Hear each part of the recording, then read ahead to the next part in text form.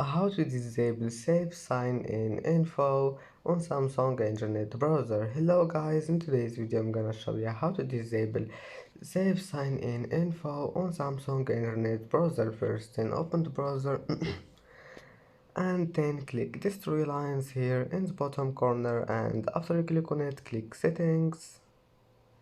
Scroll down, here you will find this one, Personal Browsing Data, and then usernames and passwords, and here you will find it this one, save sign in info. If you want to disable it, all you need to do is just one click. And that's it for today's video. If you like this video, don't forget like and subscribe, and thank you for watching this video until the end, and see you in the next video.